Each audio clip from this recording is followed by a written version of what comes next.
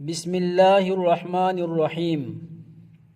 আহক আজি আমি আমাৰ দৈনন্দিন জীৱনত ব্যৱহাৰ কৰা কিছুমান আৰবী শব্দৰ অৰ্থ জানি লওঁ। ১ নম্বৰ, আসসালামু আলাইকুম ওয়াৰাহমাতুল্লাহ। ইয়াৰ অৰ্থ হ'ল আপোনাৰ ওপৰত আল্লাহৰ শান্তি আৰু দয়া হওক।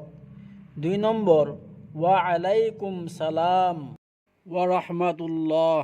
ইয়াৰ অৰ্থ হ'ল আপোনাৰ ওপৰতো আল্লাহৰ শান্তি আৰু দয়া হওক। ৩ নম্বৰ, বিসমিল্লাহ। ইয়াৰ অৰ্থ হ'ল আল্লাহৰ নামত আৰম্ভ। ৪ নম্বৰ, আলহামদুলিল্লাহ। ইয়াৰ অৰ্থ হ'ল সকলো প্ৰশংসা আল্লাহৰ। ৫ নম্বৰ, সুবহানাল্লাহ। ইয়াৰ অৰ্থ হ'ল আল্লাহ পবিত্ৰ। ৬ নম্বৰ, আল্লাহু আকবৰ। ইয়াৰ অৰ্থ হ'ল আল্লাহ সকলোতকৈ ডাঙৰ। ৭ নম্বৰ, মাশা আল্লাহ। ইয়াৰ অৰ্থ হ'ল আল্লাহৰ ইচ্ছামতে। ৮ নম্বৰ, ইনশা আল্লাহ। ইয়াৰ অৰ্থ হ'ল যদি আল্লাহে ইচ্ছা কৰে।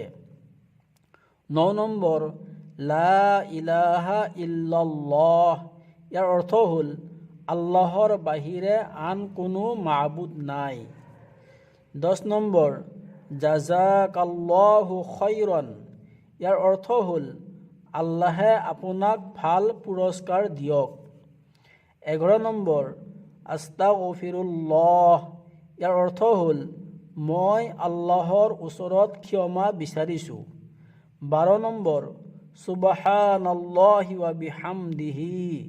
ইয়াৰ অৰ্থ হ'ল আল্লাহ পবিত্ৰ আৰু সকলো প্ৰশংসা তেওঁৰ বাবে। ১৩ নম্বৰ, সুবহানাল্লাহিল আযীম। ইয়াৰ অৰ্থ হ'ল মহান আল্লাহ পবিত্ৰ। ১৪ নম্বৰ, লা হাওলা ওয়ালা কুওৱাতা ইল্লা বিল্লাহ।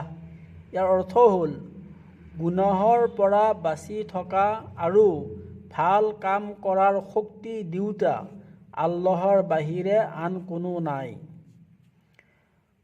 ১৫ নম্বৰ, নাউযু বিল্লাহ। ইয়াৰ অৰ্থ হ'ল এই বস্তুৰ পৰা মই আল্লাহৰ ওচৰত আশ্ৰয় লওঁ। আল্লাহ পাকে আমাক সকলোকেই এই আৰবী শব্দকেইটিৰ অৰ্থ শিকি লোৱাৰ তৌফিক দান কৰক। আমিন।